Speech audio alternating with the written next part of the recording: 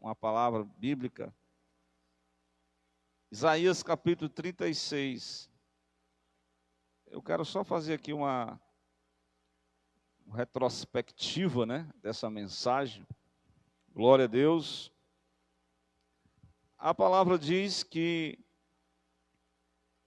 aqui nós discorremos sobre um tema muito importante e atual.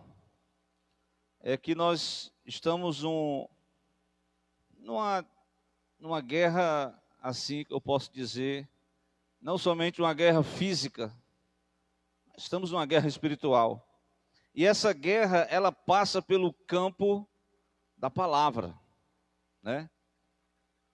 O adversário utiliza-se da palavra falada para criticar de forma injusta, desqualificar as pessoas. Nós falamos isso no 36, versículo 4. Rebaixando, acusando, o versículo 5 do 36. Discursos que mostram soberba, superioridade, trazendo a exaltação própria, glória a Deus, e a diminuição dos outros. Nós também observamos as palavras usadas de forma falsa, usando o nome de Deus de forma falsa, como muitos têm feito hoje, né? Vimos também as falsas promessas e falsas liberdade. Na verdade, as pessoas são loucos por esse discurso da liberdade. Mas a liberdade sem o compromisso é libertinagem, conforme a Bíblia mostra, né? Conhecendo a verdade para ser livre do pecado. Mas eu quero nessa noite me concentrar aqui no texto bíblico, que é o próximo capítulo. O capítulo 37 do livro de Isaías. E eu gostaria que os irmãos pudessem estar com as suas Bíblias abertas para essa palavra bíblica de orientação. 37. Eu queria que você observasse o versículo de número 1, né? Eu dei uma retrospectiva que o chanceler, que era um representante do reino do sul, representava o próprio rei Ezequias, e houve também o escrivão e o mordomo, que foram 3 oficiais contactar com os oficiais da Assíria. E um deles, que era o falante, que era o Rabsaqué, trouxe todas essas palavras, esse conteúdo contra Deus, contra a fé, contra a própria Bíblia. E esse conteúdo, ele é atual. Glória a Deus. O conteúdo é atual. Porque o conteúdo da mensagem de Rabsaqué, ela está inserida nos noticiários, causando pavor, medo, né? Colocando as pessoas numa situação como que o desespero batendo a porta, porque eu tenho observado que existe realmente, nós não podemos ser negacionistas do fato da doença. É perigosa. Mostra a impotência humana, né? As limitações humanas, mas além dessa questão da doença, nós temos um conjunto que está embutido. Tem a crise financeira e tem outra crise, que é a crise emocional, questão psicológica. Muitas pessoas dentro de 4 paredes que estão sendo dominadas pelo pavor, pelo medo, com essas doenças que têm cada nome, síndrome do pânico, outro, a ansiedade. A ansiedade ao extremo gera até um certo cansaço, e outras pessoas têm pressão alta, né? Então, quando eu li esse texto, eu me consegui visualizar também a nossa realidade. Ezequias estava enfrentando uma grande luta, mas a luta foi no campo das palavras. Eram as palavras de intimidação, né? Porque se você leu, eu li o capítulo 37, lá no verso de número 3, olha como é que ficou, né? Mas antes de eu ler essa palavra, que eu pedi para vocês ficar no livro de Isaías, eu estava meditando hoje e veio ao meu coração um provérbio, que é o provérbio de número 15, o versículo é o 4. Veja bem, aqui nós temos dois tipos de palavras, né? Que flui da boca de uma pessoa, ou pessoas agora publicam, né? Hoje nós temos um campo aberto através da internet, em que as pessoas dão a sua opinião, e outras que são contrárias à opinião alheia, aí começam a dizer palavras de baixo calão, e esculambam uns aos outros. Isso é lamentável, né? O versículo 4 do capítulo 15 diz que a língua saudável, ela é o quê? Árvore de vida. Mas, quando a língua não está saudável, viu, irmão Dailton? Quando ela não está saudável, ela está envenenada com a perversidade, ela quebranta o espírito, Francisco Vieira.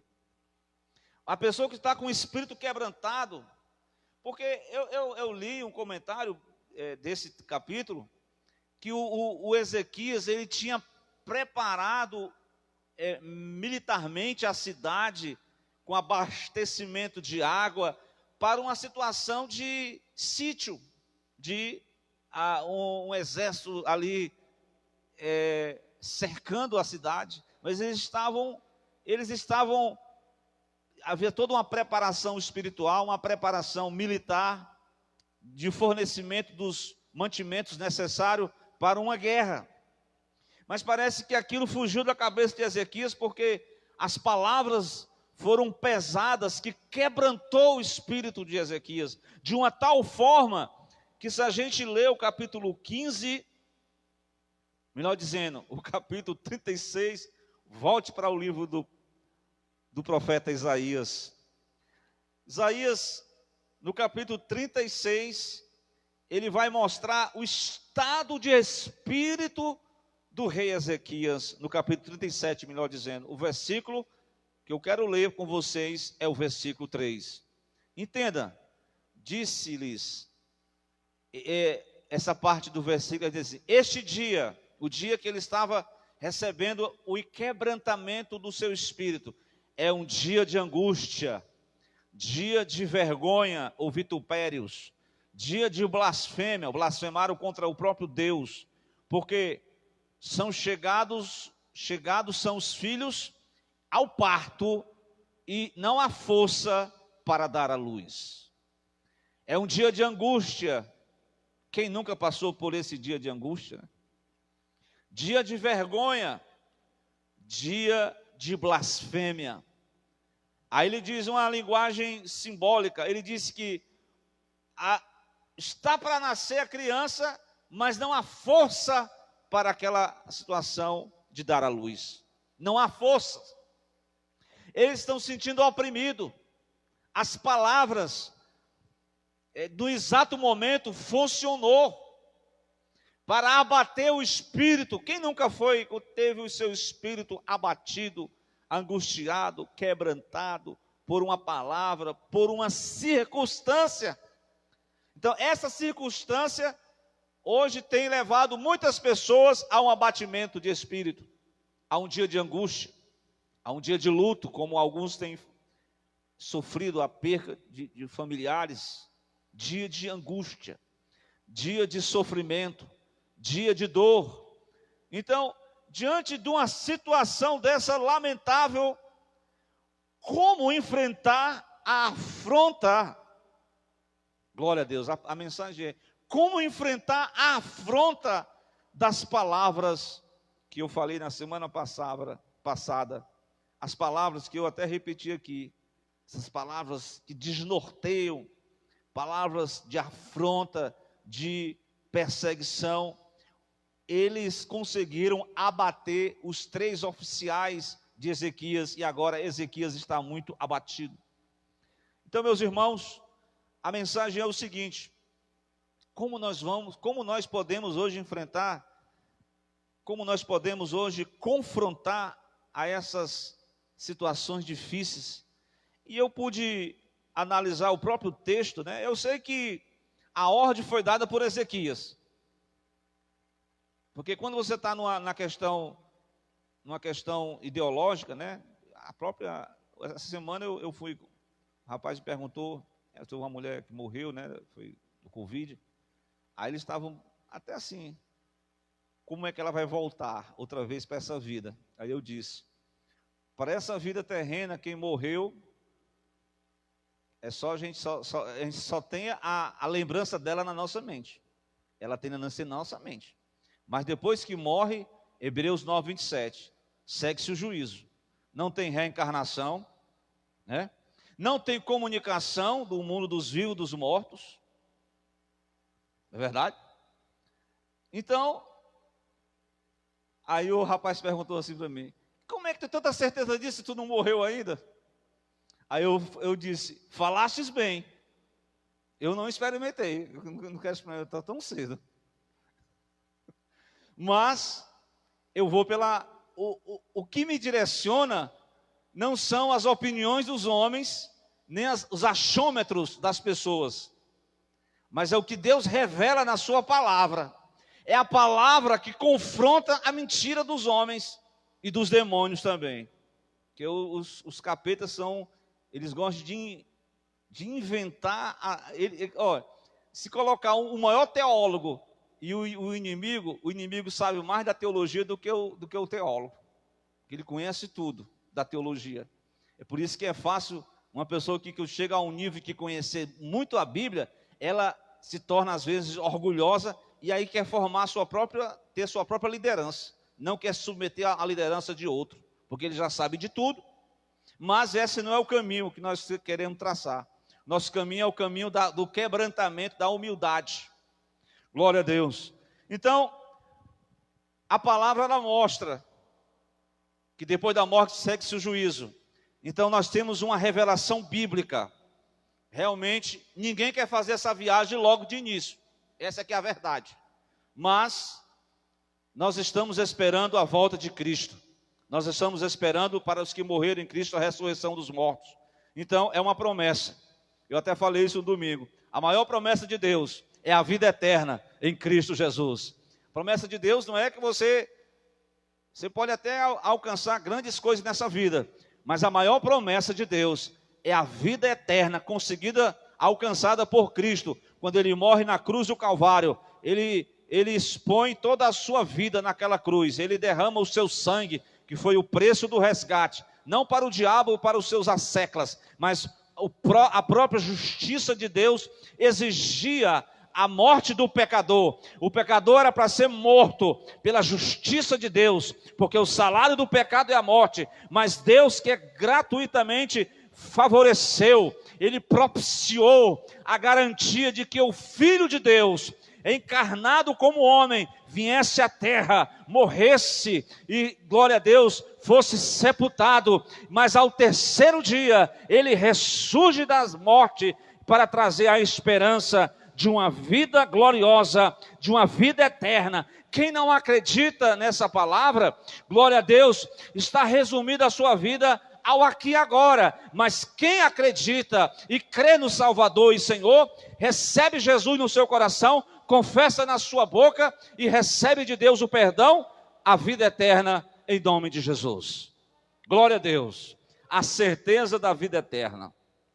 Então, irmãos, no momento de abatimento que você está angustiado, eles não tiveram nem conversa, e foram até proibidos de falar. Como li no capítulo anterior, o 21, eles se calaram, não deram nenhuma resposta. Mas no 37, já revelou, o versículo primeiro, uma primeira atitude, uma primeira reação para o enfrentamento das palavras de Rabsaque. Uma primeira reação, o que é?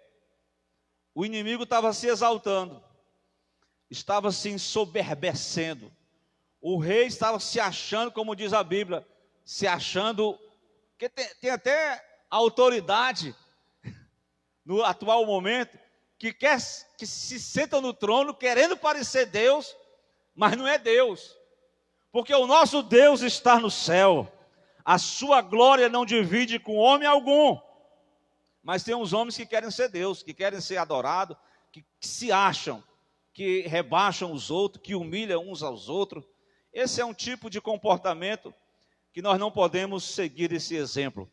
Mas veja bem, que reação nós podemos fazer? Olha aí o que Ezequias fez no versículo 1. Quando ele ouviu, tendo ouvido isso o quê? As palavras de Rabsaque. Rasgou as suas vestes. É um exemplo de humilhação. Porque para se vencer a exaltação humana, é se humilhando na casa de Deus, na presença de Deus. Ele entrou na casa do Senhor, ele se prostrou, ele disse: eu estou impotente, as minhas forças estão limitadas, os homens parece que vão sucumbir, nós parece que vamos ser derrotados, não há forças, o exército, os inimigos estão, mas nem ainda tinha se levantado, era só jogo de palavras. O inimigo, ele gosta de usar as palavras para maximizar o problema, e o Ezequias já estava tão atribulado, que ele não teve nem força para orar, só se quebrantou em humilhação. Uma das palavras que Rabsaque trouxe foi exatamente isso: denegrir a imagem do rei. E realmente, quem lidera, quem toma a frente de alguma liderança, muitas das vezes críticas injustas trazem essas angústias no coração. Mas o melhor confrontamento, não é nem, porque tem gente que hoje em dia tem um pessoal que não tem, que é valente, mas é na digitação, né, Carlos?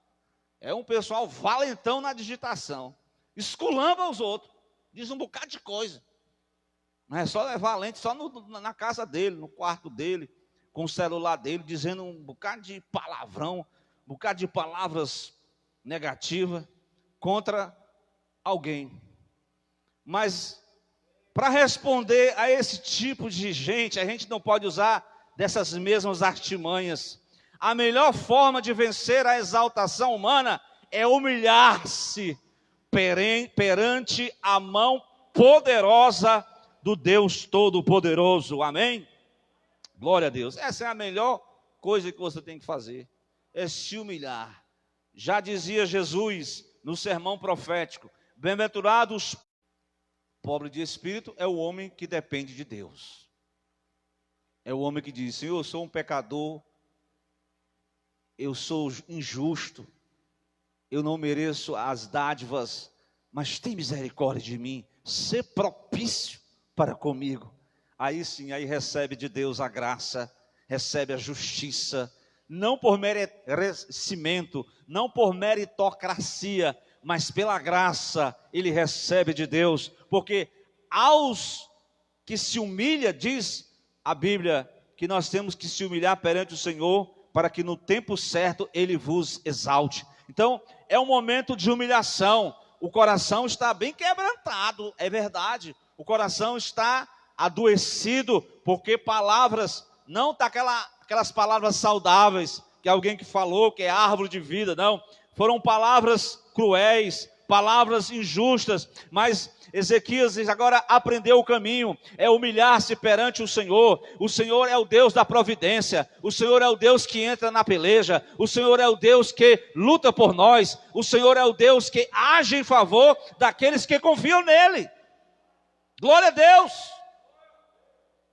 Meu irmão em Cristo, nessa noite eu quero dizer a vocês que uma outra reação além de você se humilhar perante o Deus Altíssimo, para confrontar, para o enfrentamento dessas palavras de Rabsaqué. As palavras de Rabsaqué foram palavras de superioridade.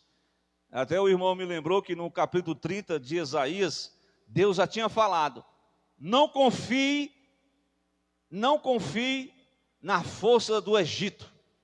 Deus já tinha dado o recado, mas ele ficou se achando superior às nações que poderiam apoiar diante dessa guerra. Sabe qual é o maior apoio para você vencer quando os homens se achar numa condição superior de humilhar as pessoas? Ele vai buscar apoio espiritual da parte de pessoas, de intercessores. Veja o versículo 2. Lá vem Eliaquim, o mordomo. O rei enviou Eliaquim, o mordomo. Chame Eliaquim, vem cá Eliaquim. Chame Sebna, o escrivão, e os anciãos dos sacerdotes, cobertos de saco de pano grosso, e vão até o profeta Isaías, filho de Amós, que era o profeta. E disseram-lhe: assim diz Ezequias. Olha como é que está o meu coração. Ezequias abre o coração para o homem de Deus e diz: olha, este é um dia de angústia, dia de vitupério, dia de blasfêmias, porque chegando são os filhos ao parto e não há força para dar à luz. Porventura o Senhor, o teu Deus, Isaías, será que o Senhor não ouviu as palavras de Rabsaqué?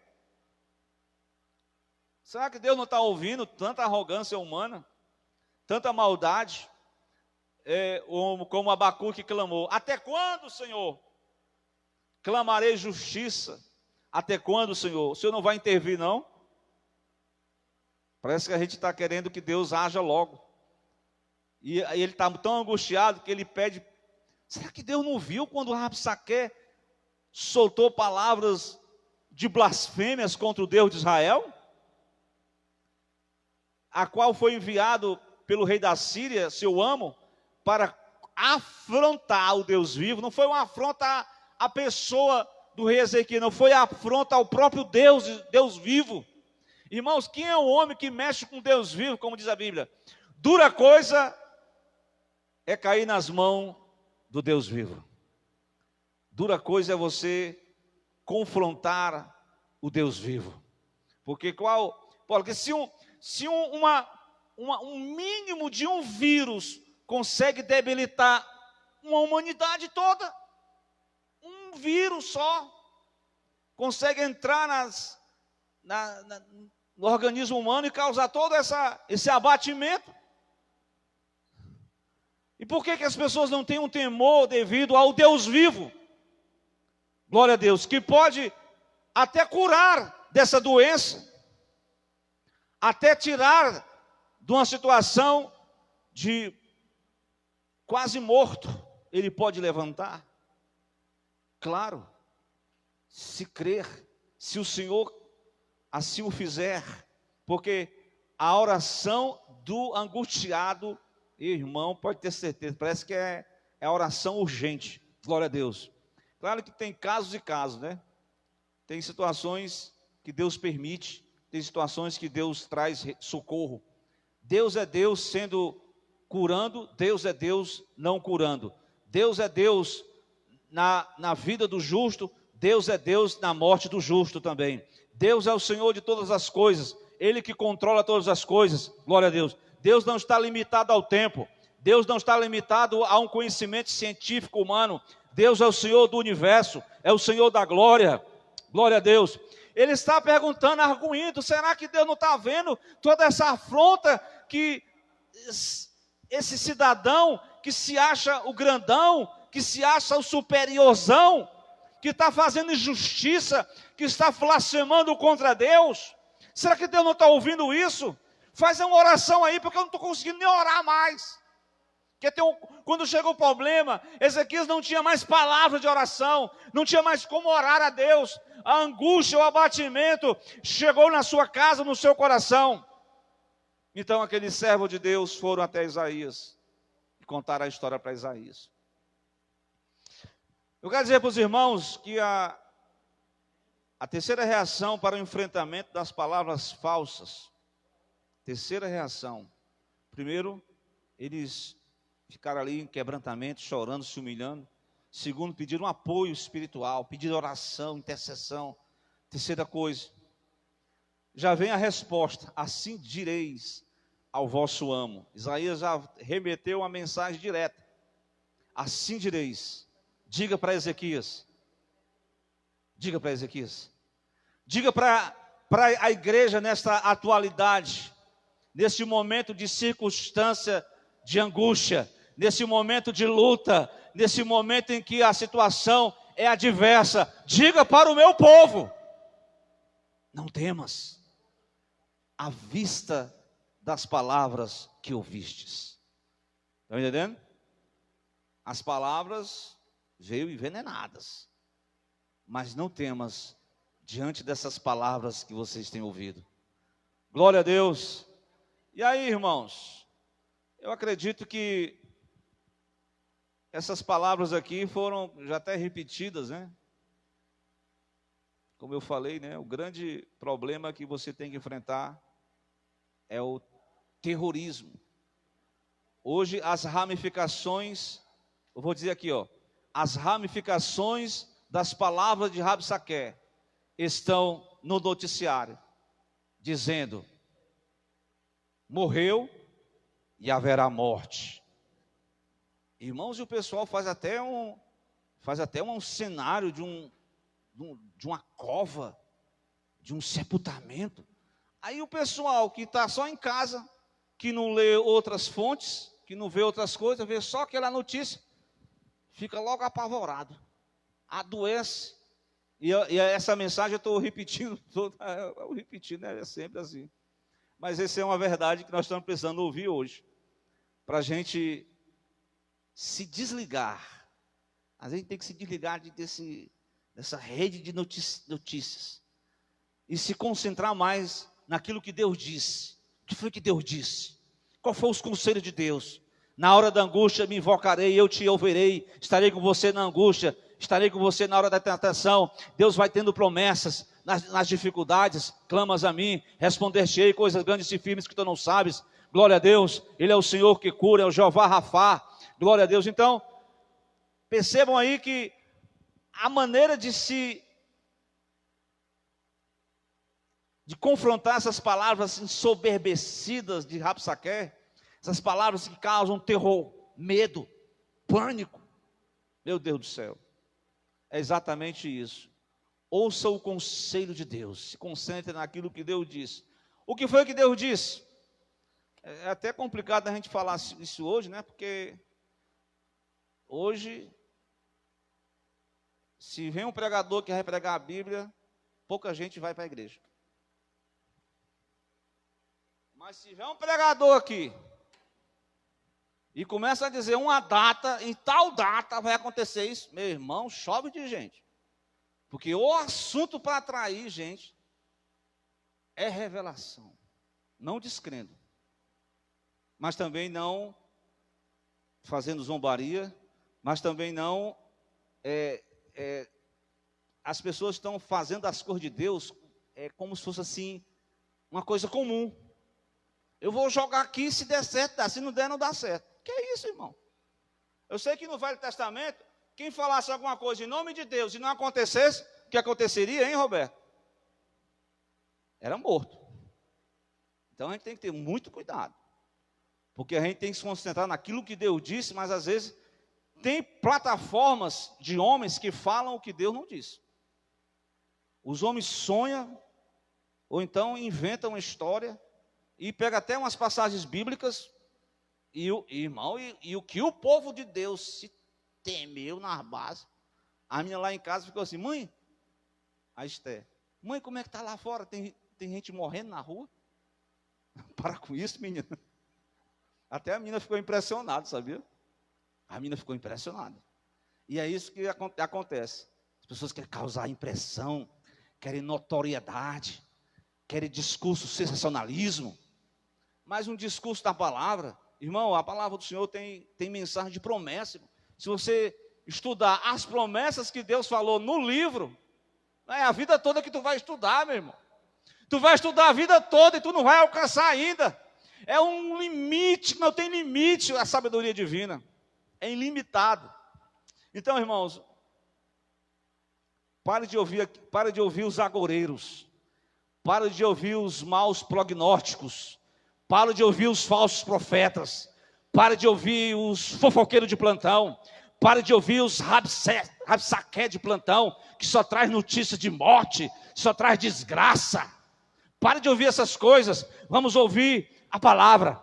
Então, Isaías fala a palavra.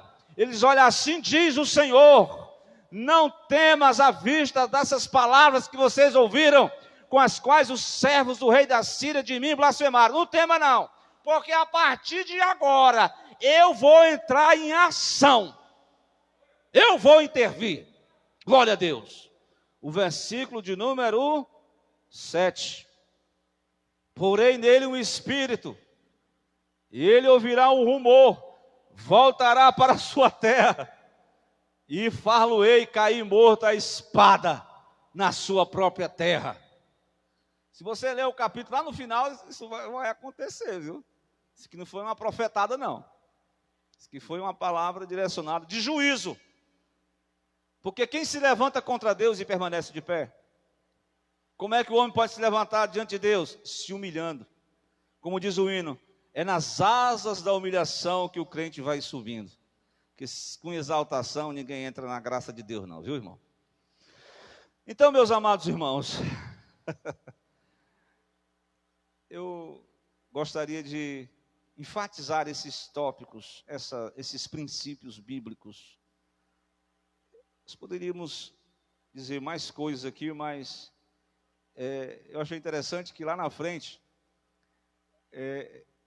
quando Rabsaqué volta para conversar com o rei Senaqueribe estava envolvido em outra guerra. Quer dizer, Rabsaqué às vezes aumentou tanto a afronta, que Senaqueribe ainda não podia ainda entrar nem para cercar a Jerusalém. Mas ele usa de uma outra ferramenta. A ferramenta, como eu falei, né? As palavras faladas causam transtorno em famílias. E as palavras escritas ou hoje digitadas? Às vezes tem uma palavra digitada. Hoje a pessoa também usa o áudio, né?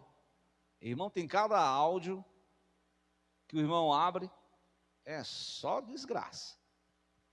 Aí tem as palavras digitadas. Ele mandou, foi um texto, compactou um texto, organizou o conteúdo que Rabsaqué tinha falado. Quem é você? Esculambando, falando mal, ainda afrontou Deus. Parece que o coração do rei já tinha sarado. O rei já estava confiante. Depois que ele recebeu o conselho de Isaías, fique calmo, rapaz. Isso aí não vai acontecer, não. Se atribule, não. Você vai desistir no primeiro embate. Fique tranquilo, meu camarada. Usando aqui as minhas palavras, né? Aí, o que ele mandou? Uma carta escrita diretamente ao rei Ezequias. Sabe o que Ezequias fez? A carta vinha com, como é que diz? Um remetente, que era o remetente da carta. Os irmãos que não usam mais nem e-mail, né? Só usa mesmo, o irmão que ainda usa e-mail, né? Quem é o remetente? A pessoa que envia, né? Senaqueribe, o remetente. Quem é o destinatário? Ezequias. O conteúdo da carta? Só pancada. Mas quando você ouve o conselho de Deus, quando você está resguardando o seu coração de más palavras, ele nem se atribulou mais. A carta chegou no versículo 14. Recebeu, pois, Ezequias as cartas das mãos dos mensageiros. Lendo-as, não trouxe mais todo aquele pânico. Ele leu, mas ele subiu. Ele subiu agora à casa do Senhor. E ele pegou a carta e disse: Senhor, essa carta aqui veio com o endereço. Destinatário Ezequias, rei de Judá. Mas essa carta aqui tem um destinatário que não é da terra, é do céu. É uma afronta contra ti, Senhor. Recebe aí a palavra. Irmão, nada melhor do que colocar tudo perante o Senhor. A carta da afronta diretamente de Senaqueribe, as palavras de Rabsaque, a afronta, o medo, o pavor, as más notícias, o correio das más notícias, o irmão que traz uma fofoca, um áudio que traz uma palavra negativa, são textos digitados, mensagens conspiratórias, mensagens de ultraje, mensagens de humilhação. Pera lá, irmão, essa carta aí tu vai fazer o quê? Irmão, eu vou partir para cima, porque o irmão vem fervendo, vem quente, eu vou fervendo. Mas não é assim não, irmão. Jesus não ensinou isso para nós não, irmão. Jesus ensinou a gente entrega tudo perante o altar do Senhor. Pronto. Entregou e ainda mais, ele foi orar. Essa é outra forma de confrontar as palavras, agora não é mais do próprio Rabsaque, são as palavras do próprio Senaqueribe, que foi mandadas apresentar a carta perante o Deus, e do versículo 15 em diante, ele foi fazer o quê? Foi orar, Ezequias. Irmãos, a oração dele, eu só me lembrei da pregação do irmão Francisco. Viu, Francisco? Peguei um gancho da sua mensagem.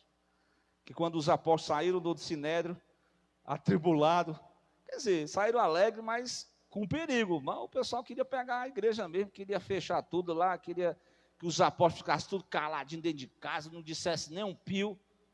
Os apóstolos, a igreja lá foi, vamos orar. Foram orar, apresentou lá, e Deus moveu o lugar em que estavam reunidos as 6. Atos 4:31. E todos foram cheios do Espírito Santo e anunciavam a palavra de Deus com ousadia.